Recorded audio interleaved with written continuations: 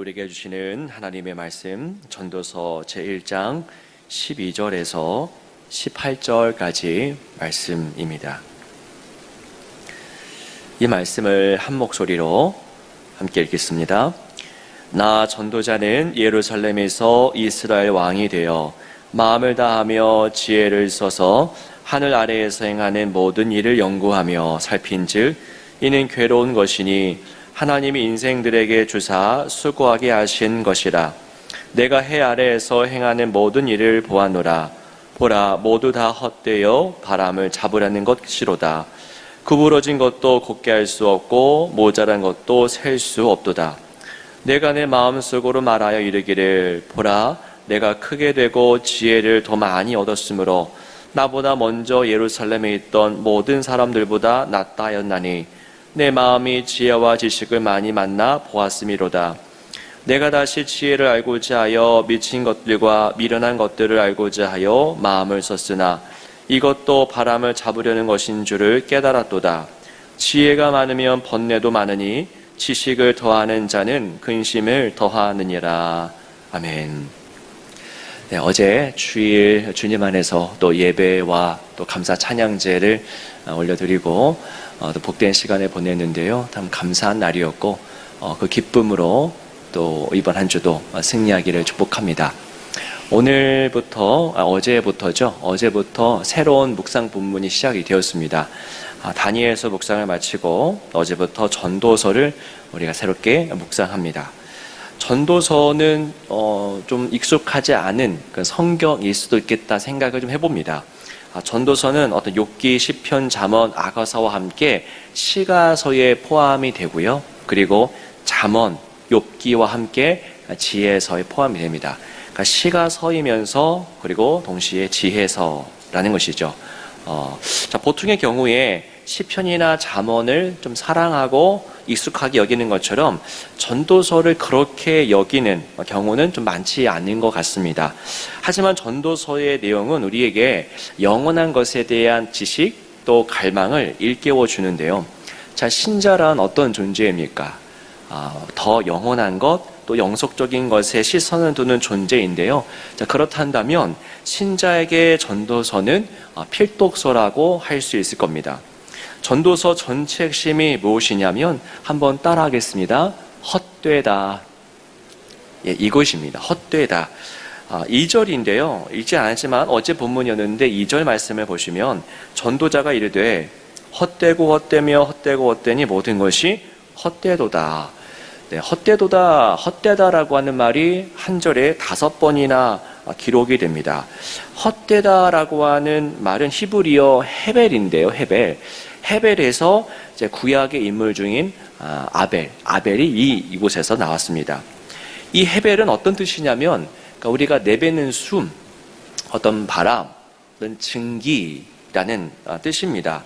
어떤 그림이 그려지시죠? 우리가 내뱉는 숨 어디 가는지 아십니까? 모릅니다. 통제가 됩니까? 통제가 안 되죠. 이처럼 헤벨은 1차적으로는 내뱉는 숨, 어떤 바람, 공기를 의미하는데요. 이것이 확장되면은 통제할 수 없는 것, 또 파악할 수 없는 것, 또 헛된 것, 허무한 것까지 의미가 확장되는 겁니다.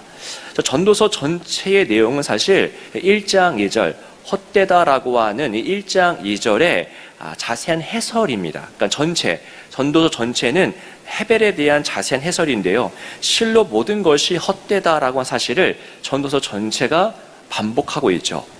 헤벨이 전도서 처음과 끝에 나옵니다. 이게 주제라는 겁니다.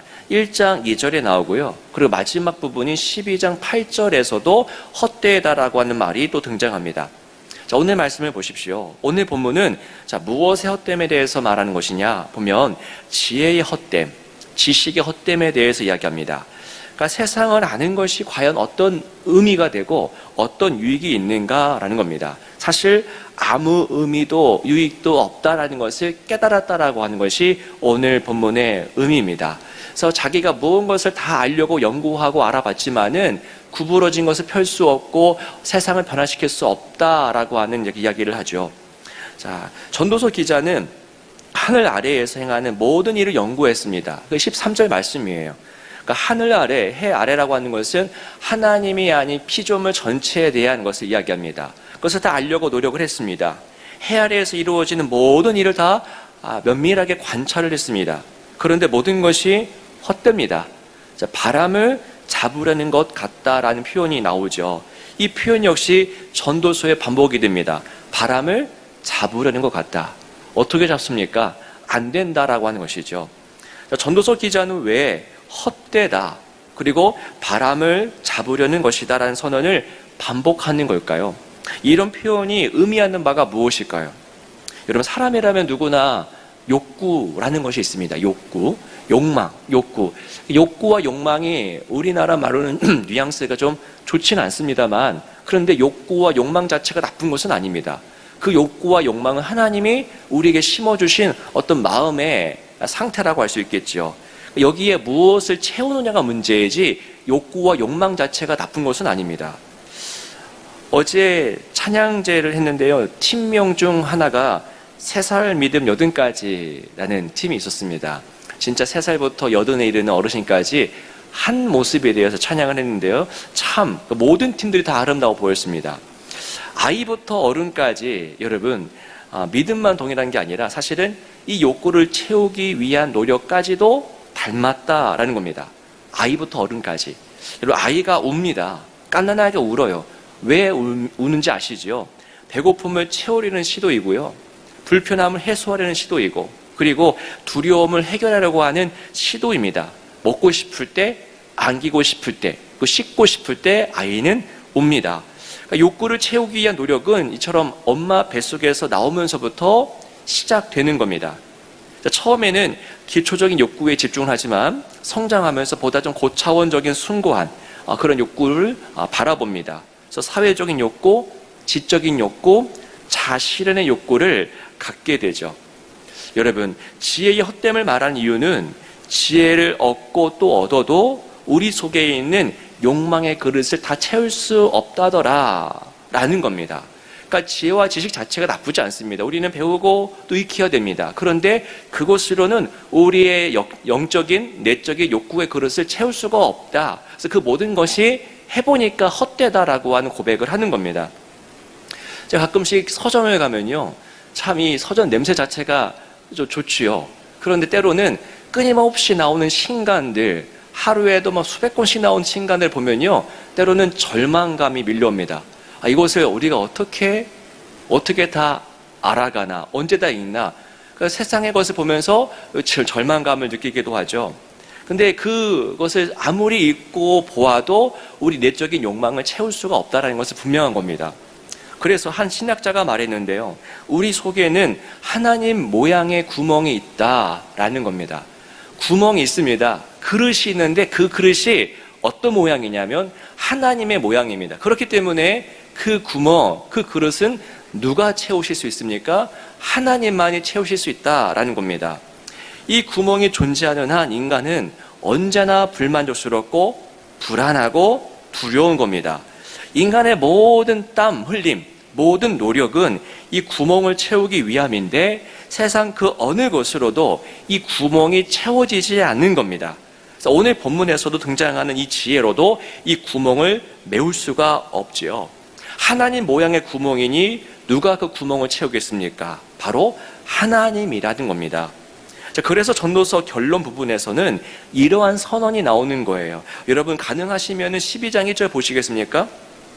12장 1절 그 마지막 부분인데요, 이렇게 지혜, 또 아는 것, 수많은 것, 누리는 것 헛되다라고 말한 다음에 그 다음에 결론 부분에서 이 전도서 기자는 이렇게 하는 겁니다. 12장 1절인데요. 자, 제가 한번 읽어드리겠습니다. 너는 청년의 때에 너희의 창조주를 뭐 하라고요? 기억하라입니다. 누구를 기억하냐면은 너희의 창조주, 그러니까 우리 마음을 창조하신 그 하나님을 기억하라. 이것이 헛되지 않은 유일한 존재인 것입니다. 여러분, 부자 청년, 예수님께서 만난 그 부자 청년을 보십시오. 이 청년의 특징이 무엇입니까? 이름에 나오죠. 부자입니다. 부자가 특징인데요, 자, 돈으로 자기 내적인 구멍, 그것을 채우려고 애썼던 사람입니다. 근데 예수님은 그에게 뭐라고 하냐면은 모든 소유를 다 팔아 나눠주라고 합니다.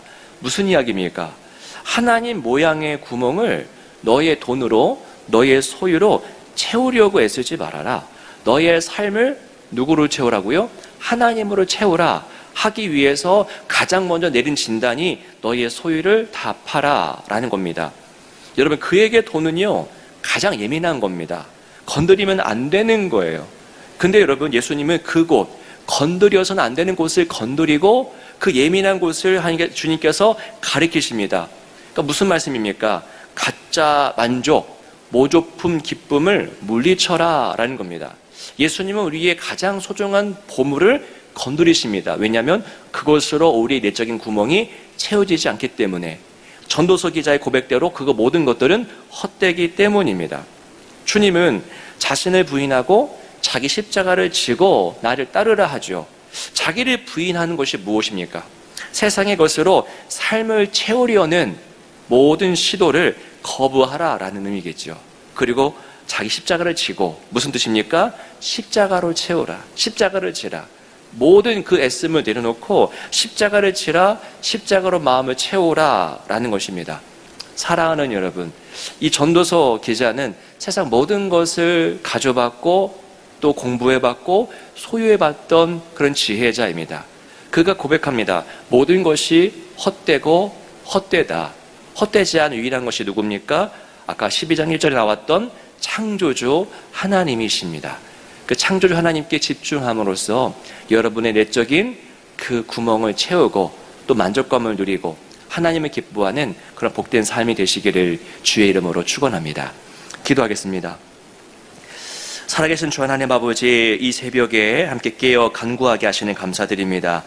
오늘 기록된 말씀과 같이 세상 해 아래 있는 그 모든 것이 다 헛되나 오직 하나님만이 우리의 만족이 되고 기쁨이 됨을 고백합니다. 그 신앙으로 하나님을 바라보는 그런 마음으로 한평생 살아가게 도와주시고 인생을 통해서 하나님께 영광이요 사람들에게 유익이 되는 통로를 쓰임받을 수 있도록 인도하여 주옵소서. 주 예수 그리스도의 이름으로 간절히 기도하옵나이다. 아멘.